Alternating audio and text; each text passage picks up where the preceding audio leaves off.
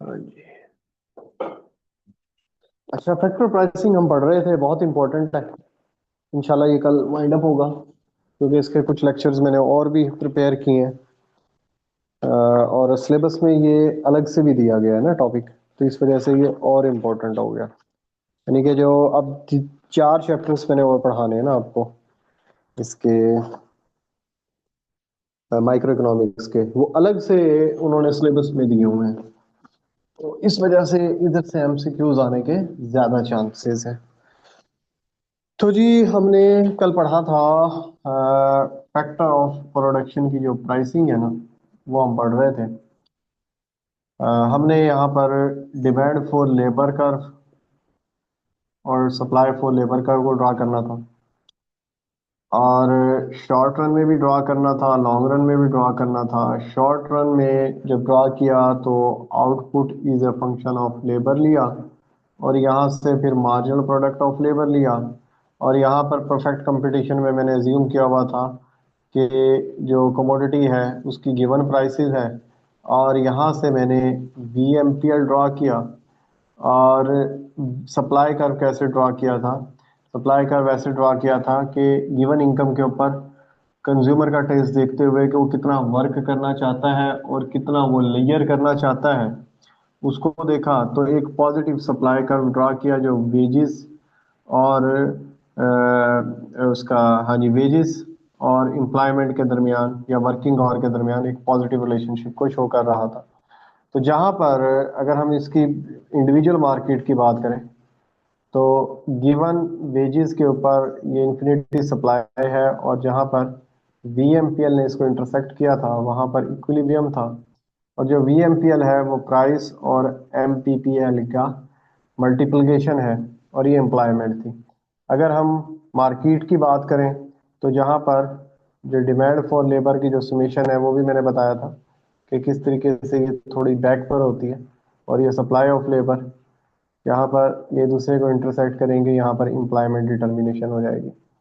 और जब long run का ड्रा किया था, तो लॉन्ग रन में मैंने आइसो कॉस्ट कर्व बनाया, आउटपुट वेजेस चेंज कर कर सब्स्टिट्यूशन इफेक्ट, आउटपुट इफेक्ट और प्रॉफिट मैक्सिमाइजेशन इफेक्ट दिखाया। जिसमें हुआ क्या कि आपका ये जो वीएमपीएल है, ये डिमांड फॉर लेबर कर्व नहीं है, बल्कि वेजेस कम होने की वजह से जब मैंने ज़्यादा कैपिटल लगाया तो मार्जिनल प्रोडक्टिविटी ऑफ लेबर मेरी शिफ्ट हो गई। ठीक हो गया? तो ये डबली ज़्यादा एम्प्लॉयमेंट की मैंने लेबर की, कल ये मैंने आपको दिखाया उसके अंदर। और इन दोनों को मिलाया तो डिमांड फॉर लेबर का जरा फ्लैटर था लॉन्ग रन का। ठीक हो गया? तो ये एनालिसिस कल हमने पढ़ा, ये मैंने इसको रिपीट किया क्योंकि इन्हीं चीज़ों को हम आगे लेकर चलेंगे, और कंपैरिजन भी करते चले जाएंगे, और ये भी पता चलता जाएगा एमसीक्यूज कैसे बनेगा। ठीक हो गया? अभी ये मैंने बताया कि प्रोडक्ट मार्केट के अंदर भी परफेक्ट कंपटीशन है, और जो डिमांड फॉर लेबर है, जहाँ हमें डायरेक्ट इनडायरेक्ट डिमांड करते हैं, जाहिर सी बात है डायरेक्ट डिमांड तो कमोडिटी की होती है, इसकी तो इनडायरेक्ट डिमांड होती है। और सप्लाई ऑफ लेबर जहाँ से हमने लेनी है वहाँ भी परफेक्ट कंपटीशन है। अब सिनेरियो क्या हुआ? सिनेरियो ये हुआ कि डिमांड फॉर लेबर का ताल्लुक प्रोडक्ट मार्केट से भी होता है, और जहाँ पर आउटपुट प्रोड्यूस होनी है उस प्रोडक्शन फंक्शन को भी देखना है। मैंने बताया था कि सेकंड फेज में यहाँ प्रोडक्शन हो रही होती है, ये हमने तीसरे चैप्टर में ये चीज़ प्रूव कर चुके हैं। और जो प्रोडक्ट मार्केट है ना, प्रोडक्ट मार्केट के अंदर अब मोनोपोली आ गई। प्रोडक्ट मार्केट के अंदर क्या आ गई? मोनोपोली। पहले केस के अंदर क्या था? वहां पर परफेक्ट कंपटीशन था। ठीक है? तो ये मॉडल होगा मोनोपोलिस्टिक पावर, ये मॉडल ए है, मोनोलिस्टिक पावर इन प्रोडक्ट मार्केट। यानी कि जो हमने परफेक्ट कंपटीशन पढ़ा था, अब उसको किस में कन्वर्ट कर दिया? मोनोपोली पावर के अंदर। बाकी जो सप्लाई ऑफ लेबर है वो सेम थ्योरी वही रहेगी कि वेजेस का और एम्प्लॉयमेंट का पॉजिटिव रिलेशनशिप है। अब यहाँ पर जो डिमांड फॉर लेबर कर्व है ना वो चेंज हो जाएगा, के ऊपर जहाँ पर इक्विलिब्रियम होता है वहां पर एम सी और एम आर आपस में इक्वल होता है। ठीक हो गया। परफेक्ट कंपटीशन में क्या था कि एम सी और marginal cost of price equal थी, तो एमपीएल को हम किससे मल्टीप्लाई कर रहे थे? प्राइस से। तो यहाँ पर एम सी किसके इक्वल है? एम आर के। तो जो डिमांड फॉर लेबर कर्व को ड्रॉ करने के लिए इसका जो सेकंड फेज है, मार्जिनल प्रोडक्ट ऑफ लेबर को मल्टीप्लाई करेंगे एम आर से, तो ये क्या बन जाएगा? एम आर पी एल, जो क्या कहलाएगा इधर? Demand for labour curve. अगर प्रोडक्ट मार्केट में मोनोपोली पावर है तो वी एम पी एल, जिसको हमने प्राइस के साथ मल्टीप्लाई किया था मार्जिनल प्रोडक्ट की, वो डिमांड फॉर लेबर कर्व नहीं होगा, बल्कि हमारा जो एम आर पी एल है वो डिमांड फॉर लेबर कर्व होगा। ठीक हो गया। अब हम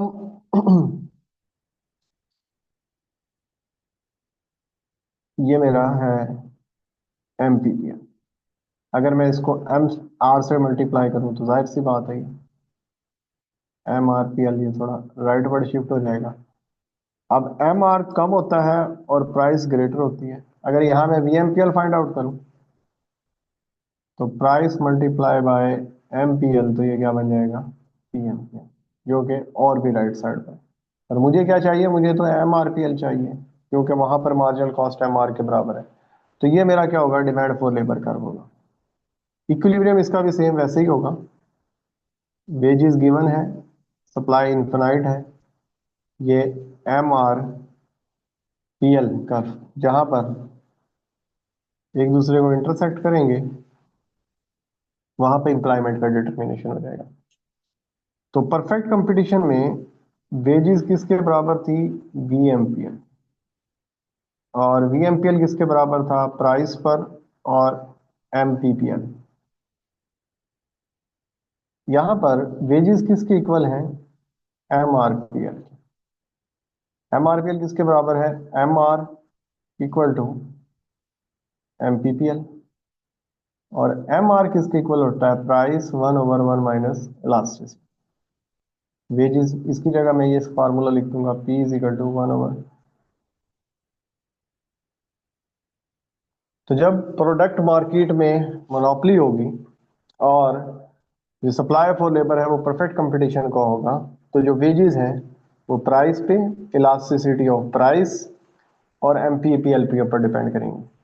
परफेक्ट कंपटीशन में वेजेस सिर्फ और सिर्फ प्राइसेस के ऊपर और एमपीपीएल पे डिपेंड करेंगे। जितनी ज्यादा प्राइसेस होंगी उतनी ज्यादा वेजेस होंगी, जितनी ज्यादा मार्जिनल प्रोडक्टिविटी ऑफ लेबर होगी उतनी ज्यादा आपकी वेजेस होंगी। ठीक हो गया। अब हम कंपैरिजन करते हैं कि इसमें और परफेक्ट कंपटीशन में क्या फर्क है। सप्लाई ऑफ लेबर तो दोनों की सेम है, ये वीएमपीएल और परफेक्ट कंपटीशन एमआरपीएल और मोनोपोली इन प्रोडक्ट मार्केट।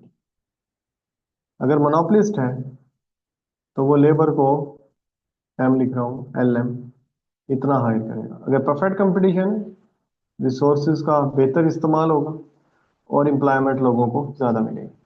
जो ये गैप है इट्स कॉल्ड एक्सप्लॉयटेशन। कौन सी एक्सप्लॉयटेशन? जो ये प्रोडक्ट मार्केट में मोनोपोली होने की वजह से इंजॉय कर रहा है। तो ये बी मॉडल है हमारा। बी मॉडल के अंदर सिर्फ और सिर्फ यही फर्क बताया गया।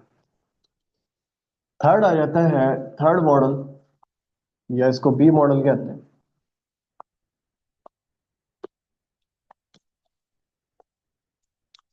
मॉडल बी, जो प्रोडक्ट मार्केट है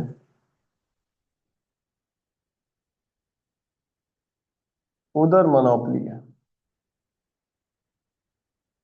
और जो फैक्टर ऑफ प्रोडक्शन मार्केट है वहां परफेक्ट कंपटीशन नहीं है, बल्कि इस दफा क्या है? मोनोप्सनी है। मोनोप्सनी। ये सिनेरियो ऐसा है कि जब ये आउटपुट प्रोड्यूस कर रहा है लेबर की मदद से, अब इसने तो क्या करना है, लेबर की डिमांड करनी है और सप्लाई करनी है मजदूरों ने। ये इसने यहाँ फैक्ट्री लगाई हुई है, डिमांड करता है लेबर्स की, यहाँ पर आउटपुट प्रोड्यूस करता है, और जब आउटपुट आती है प्रोडक्ट में मार्केट में लेके जाता है तो उधर इसकी मोनोपोली है। समझ आ गई है बात को? यानी कि यहाँ पर जो इसका डिमांड फॉर लेबर कर्व है वो MRPL है, जो कि मैंने अभी ड्राइव किया, MR मल्टीप्लाई बाय MPL। मोनोप्सोनिस्ट का मतलब ये है कि जहां पर इसने ये फॉर्म लगाई हुई है वहां पर ये वाहिद फॉर्म है जो लोगों को रोजगार देना है, तो ये अकेला है और कोई वहां पर फैक्ट्री नहीं लगी हुई। तो इट मींस यहां भी इसकी मोनोपोली है लेबर्स को हायर करने में, और जहां पर इसने प्रोडक्ट सेल करनी है वहां भी इसकी क्या है, मोनोपोली है। तो ऐसे सिनेरियो में ये क्या करेगा, एक साइड पर क्वांटिटी ऑफ लेबर और वेजेस वेजेस ड्रॉ करेगा, ये 4 3 4 5 6 7 8, यानी कि ये कम वेजेस से हायर वेजेस की तरफ जा रहा है। जैसे कि डीजी खां है, डीजी खां हमारा एक लेस डेवलप इलाका है, वहां पर एक फैक्ट्री लग जाती है, एम्प्लॉयमेंट वहां बहुत ज्यादा है, सॉरी आबादी बहुत ज्यादा है, अनएम्प्लॉयमेंट बहुत ज्यादा है। तो अब ये क्या करेगा, सबसे पहला वो मजदूर ढूंढेगा जो कम वेजेस पे काम करने के लिए तैयार हो जाए। ठीक हो गया? तो पहला जो मजदूर इसने क्वांटिटी ऑफ लेबर ली उसको $4 दिए।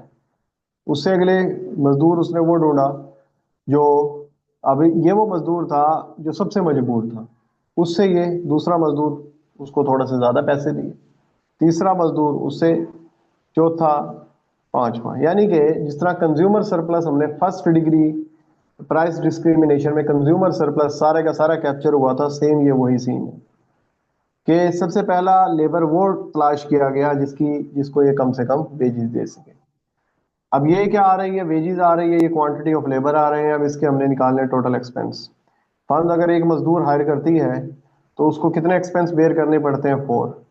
2 हायर करे तो 10, 3 करे तो 18, 28, और ये कितने हो जाएंगे, 40। अब हमने निकालने हैं marginal expense. 4, 10 minus 4 6, 8, 10, 12 average expense. Average expense को सप्लाई फॉर लेबर कर भी कहते हैं। एवरेज कैसे निकालेंगे, टोटल को क्वांटिटी पे डिवाइड कर देंगे, तो 4 डिवाइड बाय 1 4, 10 डिवाइड बाय 2 5, 6, 7, 8, यानी कि एवरेज एक्सपेंस वेजेस और ये दोनों चीजें क्या होती हैं, सेम होती हैं। अब यहां पर हम इसको कर्व ड्रॉ करते हैं, लेबर, मार्जिनल एक्सपेंस और एवरेज एक्सपेंस। 1 2 3 4 5 6, 5 लेबर हायर किए हैं। मार्जिनल एक्सपेंस और एवरेज एक्सपेंस की वैल्यूज को ड्रॉ करेंगे, 2 4 6 8 10 12। मार्जिनल एक्सपेंस 1 पर कितने हैं जी, 4 है, 2 पर कितने हैं, 6 हैं। ठीक, ये मेरा मार्जिनल एक्सपेंस का कर्व। एवरेज एक्सपेंस 1 पर 4, 2 पे 5, 6 7 8, इट्स कॉल्ड एवरेज एक्सपेंस। ठीक है, जिस तरह के ये एवरेज एक्सपेंस बन गया, इसको सप्लाई फॉर लेबर कर्व भी कहते हैं, ये याद रखना है। और ये मार्जिनल कॉस्ट कर्व भी बनेगा क्योंकि सप्लाई कर्व को मार्जिनल कॉस्ट भी कहते हैं, और ऊपर क्या होगा, मार्जिनल एक्सपेंस। अब ये वो सिचुएशन है फर्म्स की जिसमें इसको ड्यूल मोनोपोली बेनिफिट्स हासिल कर रही है। अब इक्विलिब्रियम कैसे होगा जी, एक साइड पर हम ये सप्लाई फॉर लेबर कर्व बनाएंगे जिसे हम एवरेज एक्सपेंस कर्व कह रहे हैं, और इसके ऊपर क्या बनेगा, मार्जिनल एक्सपेंस कर्व। ये सप्लाई आ गई जी लेबर, क्योंकि अब यहाँ पर परफेक्ट कंपटीशन नहीं है बल्कि यहाँ पे मोनोपोली है, और ये डिमांड फॉर लेबर कर्व आ गया, MRPL। जहां पर इसका इक्विलिब्रियम कहाँ क्या पर होगा, जहां पर मार्जिनल एक्सपेंस और MRPL आपस में इक्वल होंगे, वहां पर इक्विलिब्रियम होगा। ये एक MCQs है। अगर मॉडल बी पढ़ रहे हैं हम प्रोडक्ट मार्केट में फर्म्स की मोनोपोली है और फैक्टर ऑफ प्रोडक्शन मार्केट में परफेक्ट कंपटीशन नहीं है बल्कि मोनोपोली है। ये वाहिद परचेजर है जो सर्विसेज परचेज कर सकता है लेबर की। तो फिर इक्विलिब्रियम कहाँ पर होगा? जहां पर मार्जिनल एक्सपेंस और एमआरपीएल आपस में इक्वल होगा। वहां से हम परपेंडिकुलर ड्रॉ करेंगे जहां पर ये सप्लाई कर्व को इंटरसेक्ट करेगा, ये इनको वेजेस ऑफर करेगा डब्ल्यू एस, और ये एम्प्लॉयमेंट देगा।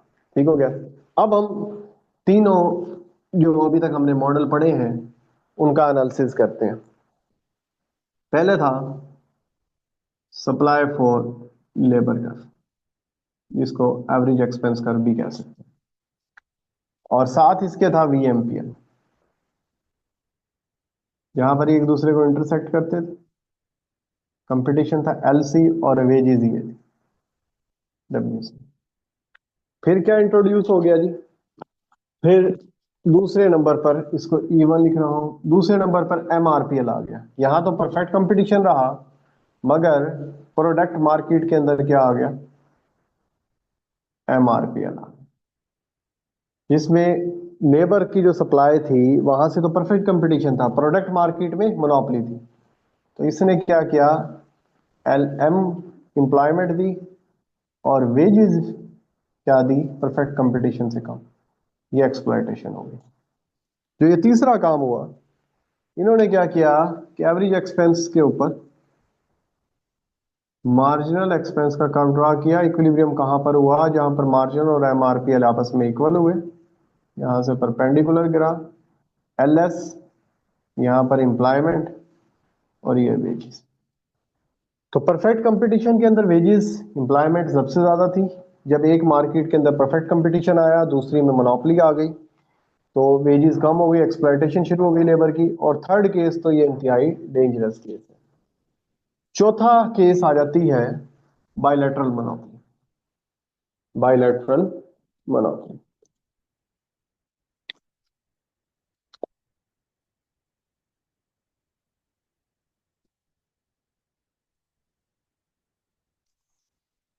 बायलैटरल मोनोपोली में क्या होगा जी?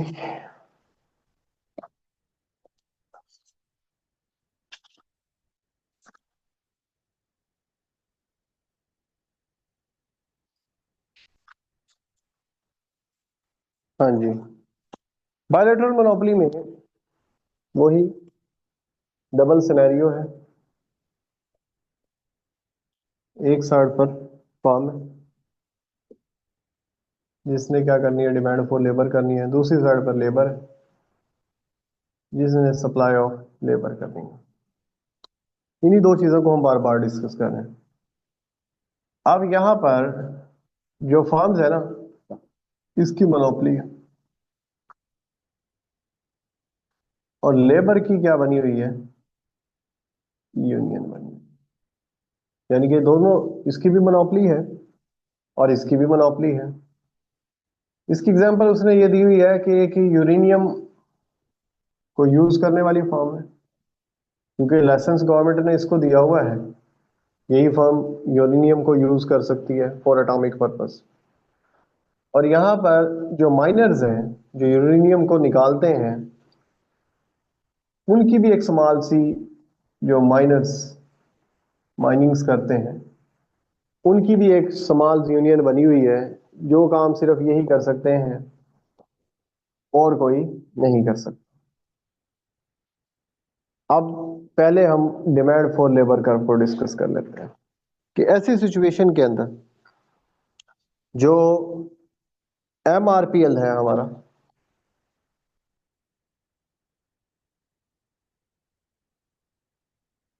क्योंकि ये तो एज ए मोनोपोलिस्ट इंजॉय कर रहे हो ना, एमआरपीएल मोनोपोली का डिमांड करता, इसको हम क्या कहेंगे? Demand for labour curve. पर अब ये वैसा मोनोपोलिस्ट नहीं है जिसको लेबर सप्लाई परफेक्ट कंपटीशन के साथ मिल रही थी। आगे उसकी भी क्या है? मोनोपोली है। तो जो मोनोपोलिस्ट है वो इस डिमांड कर्व को नहीं मानेंगे, बल्कि वो इसके नीचे अपना एम आर कर्व ड्रॉ करेंगे। ठीक हो गया। दूसरी साइड से जब ये लेबर यूनियन है, ये अपनी सप्लाई देंगे। ये जी हमारी सप्लाई फॉर लेबर है। मोनोपलिस्ट इस सप्लाई को नहीं मानेगी, बल्कि वो अपना क्या करेगी, मार्जिनल एक्सपेंस कर्व ड्रा करेगी। सप्लाई ऑफ लेबर कर्व को हम marginal cost for labour curve भी कहते हैं। अब सिनेरियो क्या बन रहा है, जो यूनियन है वो कहती है कि जहां पर MCMR को इंटरसेक्ट करेगा, इतनी लेबर यूनियन डिमांड कर रही है कि लेबर्स लगाओ, और ये वेजेस डिमांड है। दूसरी साइड पर ये एज ए वैसे ही मोनोपलिस्ट, क्योंकि ये कहती है कि मेरी मोनोपोली पावर है यूरेनियम यूज करने में, और जो ये वर्कर्स हैं इनको सिर्फ मैं ही परचेज कर सकती हूँ, बाकी अगर मैं इनको काम पे नहीं लगाती तो कोई ये तो बेरोजगार रहेंगे। ये वैसे ही जैसे इसने पिछले मॉडल में मोनोपोलिस्ट और मोनोपोलिस्ट इंजॉय किया था, कि जहां पर मार्जिनल एक्सपेंस का कर्व MR कर्व को इंटरसेक्ट करेगा, ये इसका इक्विलिब्रियम इसको डिक्लेयर करेगी, और यहाँ से परपेंडिकुलर गिराएगी। ये कहेगा कि मैं ये लेबर हायर करूंगी और वेजेस क्या दूंगी, ये वेजेस दूंगी। परफेक्ट कंपटीशन क्या कहता है कि जहां पर सप्लाई फॉर लेबर और डिमांड फॉर लेबर इंटरसेक्ट कर रहे हैं, आप इतनी एम्प्लॉयमेंट दें और इतना आप इनको वेजेस दें। तो यहाँ पर वेजेस कहाँ डिटरमेंट होंगी, क्योंकि मोनोपोली लेबर यूनियन की भी है, मोनोपोली फर्म्स की भी है, तो फिर यहाँ पर वही बायलैटरल मोनोपोली वाला सोल्यूशन निकलेगा कि ये आपस में टेबल टॉक करेंगे, और टेबल टॉक करने के बाद किसी सोल्यूशन के ऊपर ये पहुंचेंगे। तो ये इसका क्या होगा, सोल्यूशन होगा।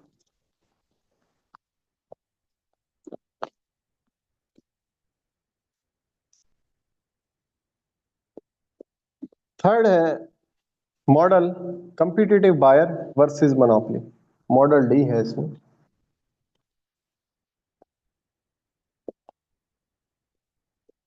कंपीटिटर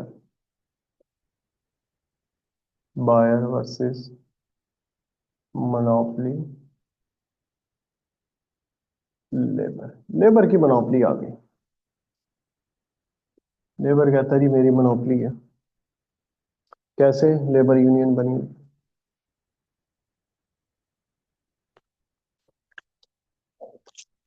अब फर्म्स ने जो प्रोडक्ट प्रोड्यूस करनी है वो परफेक्ट कंपटीशन मार्केट में भी करेगी। तो फर्म्स का जो VMPL है वही डिमांड फॉर लेबर कर्व है, पर जो लेबर यूनियन है वो इसको नहीं मानती। वो कहती है कि मैं इसका क्या करूंगी, MR कर्व ड्रा कर, और ये मेरा क्या होगा, सप्लाई कर्व होगा। जहां पर MR MC को इंटरसेक्ट करेगा, यहां पर ये क्वांटिटी ऑफ लेबर, और ये मेरी क्या होगी, वेजेस होगी। अच्छा, यहां पर फर्म्स के पास ना तीन ऑप्शंस होंगे कि वेज बिल अपना मैक्सिमम कर ले, या वेज बिल मैक्सिमम कर लें, वेज मैक्सिमाइजेशन, एम्प्लॉयमेंट मैक्सिमाइजेशन, और मैक्सिमाइजेशन ऑफ टोटल एम्प्लॉयमेंट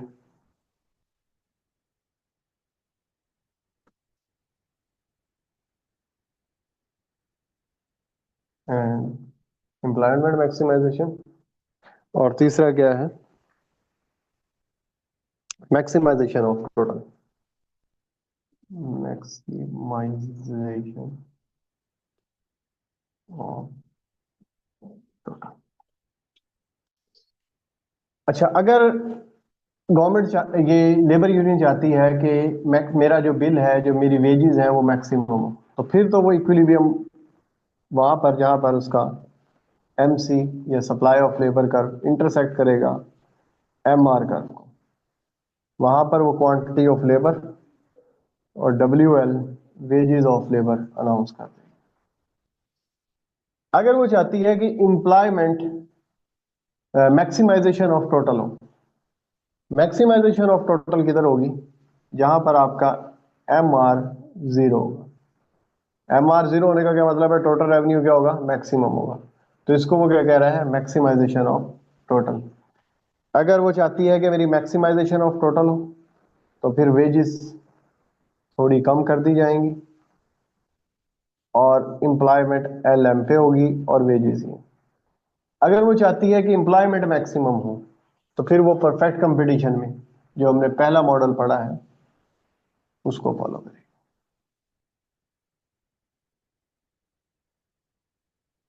ठीक हो गया। तो ये कॉट्सेनियस की बुक में ये मॉडल दिए गए हैं। इन्हीं मॉडल्स को आपने डिटेल के साथ कर लेना है, और जितनी मैंने ये चीज़ें बताई हैं या जितने नोट्स आप लोगों को सेंड किए हैं, अगर आप ये भी कर लेते हैं तो ये इनफ है फैक्टर प्राइसिंग के लिए। बस इस बुक से आपने ना यही करना है। और एक छोटी सी चीज रह गई है, स्किल्ड एंड अनस्किल्ड लेबर वाली। स्किल्ड लेबर्स में इसने ये बताया हुआ है कि जो स्किल्ड लेबर होती है ना, उनकी वेजेस हायर होती हैं। हालांकि जो अनस्किल्ड लेबर है, अगर आप उनको काम पर हायर करें तो वो वेजेस आपको थोड़ी कम वेजेस के अंदर भी आप उन लोगों को हायर कर सकते हैं। तो ये 21 चैप्टर है कॉट्सेनियस की बुक से, ये कंप्लीट मैंने आप लोगों को ना करवा दिया है। इसको आप करेंगे, और ये अलग से एक उसमें टॉपिक शो किया गया है, जो हमारा सिलेबस है एफपीएससी का। उसके बाद कुछ कॉन्सेप्ट हैं हबीबुल्ला वसीर की बुक से ही। इसमें लास्ट चैप्टर दिया हुआ है distribution, factor pricing, rent meaning, kinds of Ricardian theory of rent, wages definition, meaning and kind of marginal productive theory, interest meaning and kinds, profit meanings and kinds, difference between profit and interest। तो ये chapter आप लोगों ने detail के साथ करना है, तो मैं यही चैप्टर अब स्टार्ट करने लगा हूँ। ये यहाँ से तो एंड हो गया हमारा, अब हम इसको स्टार्ट करते हैं। ये मैं थोड़ा बुक ओपन कर लूँ, क्योंकि सिंपल सिंपल चीज़ें लिखी गई हैं, इसमें कोई मुश्किल चीज़ नहीं है। जिसका पहला जो चैप्टर दिया गया है मार्जिनल प्रोडक्टिविटी थ्योरी, यानी कि वेज की डिटर्मिनेशन। वेज की डिटर्मिनेशन के मैंने आपको 6 मॉडल पढ़ा दिए हैं। तो यहाँ से जस्ट आप रीड आउट करेंगे हबीबुल्ला वसीर की बुक को। इसको डिटेल से करने की ज़रूरत नहीं है, क्योंकि ये सारी चीज़ें मैंने डिटेल्स के साथ आपको एमसीक्यूज पॉइंट ऑफ व्यू से, minimum wages, labour union, nominal और नॉमिनल वेजेस और रियल वेजेस में आपको डिफरेंस पता ही है। Nominal wages is called in term of monetary units and real wages in term of when nominal wages are adjusted by price level is called real wages। तो trade union जो labour union है उसको trade union कहते हैं। Minimum wages, minimum wages क्या होते हैं, ऐसी वेजेस जो इक्विलिब्रियम लेवल से अब एडजस्ट कर दी जाए, इट्स कॉल्ड मिनिमम वेजेस। जिस तरह के सप्लाई फॉर लेबर है, डिमांड फॉर लेबर है, इक्विलिब्रियम पाकिस्तान में जितनी सप्लाई है लेबर की, अगर वेजेस देखी जाए तो पर मंथ यहाँ पर 20,000 बामुश्किल बनती है। पर गवर्नमेंट ने लोगों की वेलफेयर को देखते हुए मिनिमम वेजेस कितनी अनाउंस कर दी है, 40,000। ठीक हो गया। अब 40,000 के ऊपर लोग सब काम तो करना चाहते हैं, पर इतनी डिमांड नहीं है, जिसकी वजह से अनएम्प्लॉयमेंट है। ठीक है, जो मिनिमम वेजेस होती हैं वो गवर्नमेंट की तरफ से इम्पोज की जाती हैं, और ये अबव द इक्विलिब्रियम होती हैं। ठीक है। अच्छा, उसके बाद जो सेकंड चैप्टर है इसमें है रेंट। इसमें रेंट के ना छोटे छोटे कॉन्सेप्ट्स दिए गए हैं। ठीक है, रेंट किसके बदले होता है, लैंड का जो इनकम होती है उसे हम क्या कहते हैं, रेंट कहते हैं। इसमें सबसे पहली जो थ्योरी दी गई है रिकार्डो थ्योरी ऑफ रेंट, इसको हम कल देखेंगे। इसकी जो छोटी छोटी थ्योरीज हैं, जो छोटी छोटी डेफिनेशन है ना, उनको हम करते हैं। सबसे पहले इसमें बताया गया है डिफरेंशियल रेंट। डिफरेंशियल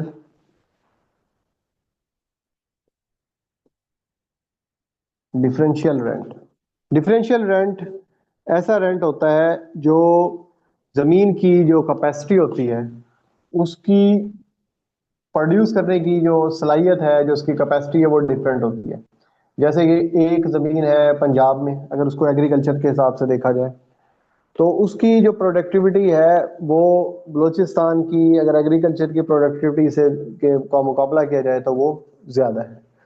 तो यहाँ पर उस रेंट जो लैंड है उसका जो रेंट होगा वो ज़्यादा होगा। या इसकी एग्जांपल ऐसी ले ली जाए कि मुल्तान खानेवाल है, खानेवाल एक स्मॉल सिटी है, एक लाहौर है।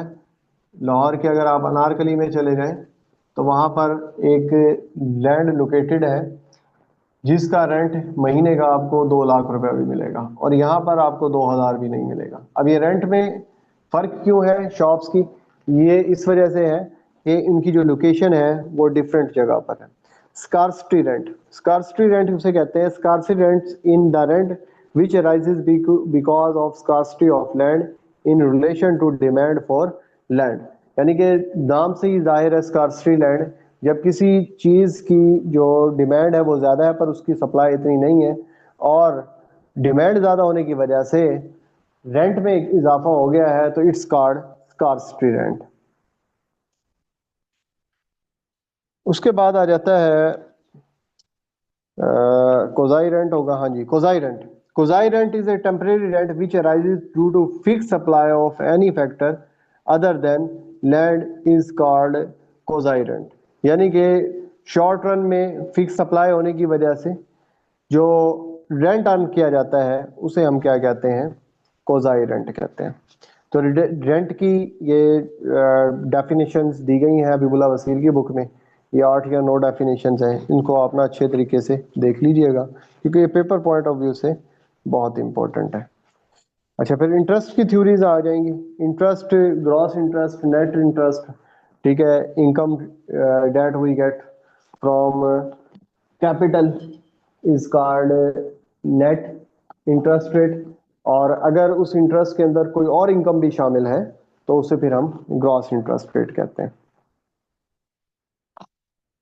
बाकी इसकी जो थ्योरीज है, लिक्विडिटी प्रेफरेंस थ्योरी है, लोनेबल फंड थ्योरीज है, ये इंशाल्लाह हम मैक्रो इकोनॉमिक्स में पढ़ेंगे, इधर करने की जरूरत इनको नहीं है।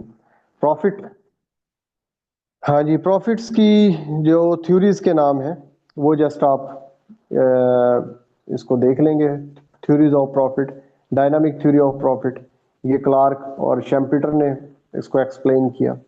Risk taking and uncertainty bearing profit theories है। प्रोफेसर नाइट ने डिवाइड किया इंश्योरेबल रिस्क और अनइंश्योरेबल रिस्क। ये 3 या 4 थ्योरीज इसमें प्रॉफिट्स की लिखी हुई हैं। जस्ट ये पढ़ने वाली चीज़ें हैं, मेरे इसमें कोई समझाने वाली चीज़ नहीं है। अगर मेरी कोई समझाने वाली चीज़ होगी तो मैं इंशाल्लाह उसको कल आप लोगों को ना ज़रूर समझाऊंगा। तो आज का जो लेक्चर था ना, ये मैंने इतना ही आज प्लान किया था कि ये मैं इसको आज इतना ही डिलीवर करूं, और कल इंशाल्लाह रिकॉर्डो का लेक्चर पढ़ेंगे और 2x2 मॉडल जो इकोनॉमिक एफिशिएंसी को शो करेगा तो वो कल इंशाल्लाह हम डिस्कस करेंगे। ठीक हो गया। आज ज़रा ना मैंने क्लासेस ज़्यादा ले ली हैं तो आपको मेरी आवाज़ से भी अंदाज़ा हो रहा होगा कि अभी मज़ीद कैपेसिटी नहीं है